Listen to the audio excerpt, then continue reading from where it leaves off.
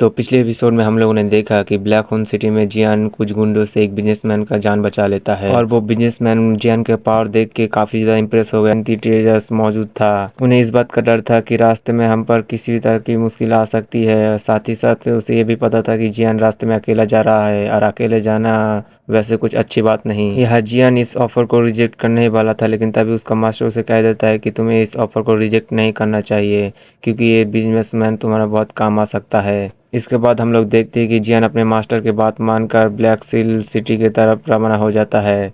अब आगे आता है, ये सुनकर थॉमस कहता है कि पहले बात तो ये कि इस लिस्ट में आना ही बहुत बड़ी बात है और सबसे टॉप रैंकिंग की बात किया जाए तो पहले दो का किसी को भी पता नहीं, क्योंकि वो लोग हमेशा से मिस्ट्री के तौर पर हिडन रहते हैं। वो लोग लोगों के सामने नहीं आते, जबकि मैं उस थर्ड रैंक वाले पर्सन के बारे में जानता हूँ। ऐसा कहा जाता है कि वो ड्रो की पावर में पीक पर पहुंच गया है। साथ ही साथ थॉमस बताता है कि उसकी पावर बहुत ही लाजवाब है। इसके अलावा भी वो एक काफी अच्छा एल्केमिस्ट भी है। कहता है कि ये निकनेम कुछ ज्यादा ही बड़ा नहीं हो गया, जो सुनकर थॉमस कहता है कि मुझे माफ कर देना, मैं एक्साइटमेंट में कुछ ज्यादा ही बोल दिया, मुझे तो आपको उसका रियल नाम के बारे में बताना चाहिए था। फिर थॉमस बताता है कि उसका रियल नाम है हैंग फैंग और ये नाम सुनते ही हम लोग देखते हैं कि जियान के मास्टर खामोश सा हो गए थे। और दोस्तों, जिसको भी हैंग फैंग याद है वो कमेंट करना, और मैं शॉर्टकट में बताऊं तो हैंग फैंग मास्टर याओलॉ का, इसीलिए ये नाम सुनते ही मास्टर याओलॉ खामोश हो गए थे।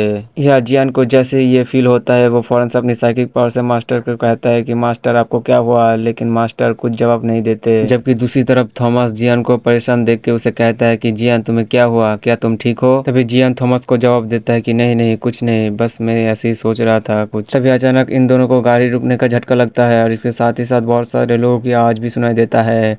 वो लोग कहते हैं कि बचाओ, बहुत बड़ा तूफान आ रहा है। ये सुनकर जियान और थॉमस बहुत ही तेजी से बग्गी से निकल गए थे और वो लोग देखते हैं कि सामने बहुत बड़ा तूफान उन लोगों की तरफ ही बहुत ही तेजी के साथ इससे पहले कि तूफान उसे उड़ा कर ले जाए। यह थॉमस की बात सुनकर हम लोग देखते हैं कि उसके सारे साथी उन सारे टेजर्स को एक जगह पर इकट्ठा कर लिया था। इसके बाद बहुत सारे रेस्क्यू की मदद से हम लोग देखते हैं कि वो सारे ट्रेजर्स के बॉक्स को एक जगह बांधना शुरू कर दिया था ताकि उसे तूफान उड़ा के ना ले जा सके। जबकि जियान अभी भी उस तूफान को गौर से देख रहा था क्योंकि जियान आज तक ऐसा तूफान कभी नहीं देखा। तभी अचानक हम लोग सोल बहुत ज्यादा डरा हुआ था। ऐसा लग रहा था कि वो सोल किसी से अपना जान बचा के भाग रहा था। तभी हम लोग देखते हैं कि उसे देखकर वो सोल कहता है कि आखिर तुम हो कौन, तुम मुझे मारना क्यों चाहते हो, भला तुम्हारे और मेरे क्या दुश्मनी है? ये सुनकर भी हम लोग देखते हैं कि वो होलो सोल का बंदा उसे कोई जवाब नहीं दे रहा था, जिस पर अब वो सोल को भी काफी ज्यादा गुस्सा आ गया था और वो उससे कहता है अगर तुम्हें फाइट करना है तो मैं तुमसे फाइट करूंगा। और ये कहती साथ ही वो उसके ऊपर अटैक कर होलो सोल का बंदे को छू भी नहीं पा रहा था। इससे हम लोगों को अंदाजा हो जाता है कि वो बंदा कितना खतरनाक और तेज है। यह इस सोल को जब भी ये बात मालूम होता है उसे पकड़ लेता है। यह वो सोल काफी बुरी तरह से फंस गया था और वो उसके सामने गिर गया, तेरे एक शिकार हो और मैं तुम्हें एब्जॉर्ब कर सकता हूँ।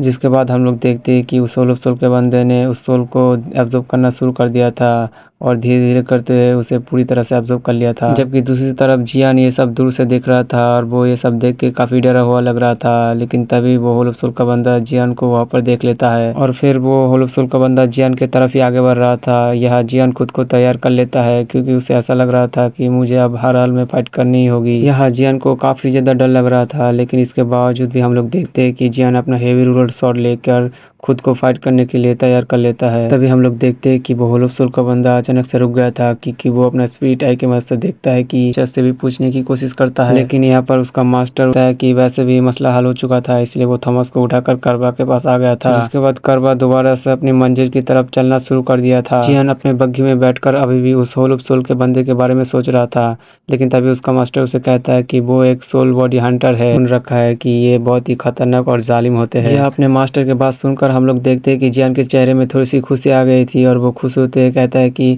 मुझे ये देखकर अच्छा लगा कि आप सही सलामत हो, नहीं तो मैं काफी ज्यादा डर गया था कि पता नहीं आप क्यों इतनी देर से बात नहीं कर रहे थे। जिसकी वजह से हम लोग देखते हैं कि मास्टर याओलॉ जियान के सामने आ गए थे और वो उसे कहता है कि जियान, मैं तुम्हें अभी तक बहुत कुछ नहीं बताया है, मैं उस दिन का इंतजार कर रहा था जिस दिन तुम बहुत ज्यादा स्ट्रॉन्ग बन जाओगे ताकि मैं तुम्हें ये सब बात बता पाऊँ। इसके बाद वो जियान को बताता है कि मैं सोल टेम्पल से बिलोंग करता था और मेरा रियल बॉडी काफी ज्यादा पावरफुल थी, लेकिन एक धोखे की वजह से मैं मरने के कगार के अलावा, ताकि मैं खुद को इस दिन के लिए सर्वाइव कर सकूं। और सच बताऊं तो मैं इस बात से काफी ज्यादा खुश भी हूँ, क्योंकि इसी वजह से मेरे साथ तुम्हारी मुलाकात हो पाई। लेकिन अब मुझे एक रियल बॉडी की जरूरत है। जो सुनकर जियान कहता है कि मुझे आपके पिछले लाइफ के बारे में कुछ नहीं पता, लेकिन मैं इतना जरूर जानता हूँ कि आप मेरे टीचर हो और आपने मुझे ये सारे कुछ सिखाए। अगर जरूरत पड़ी तो मैं आपके लिए जान भी दे दूंगा। और जहाँ तक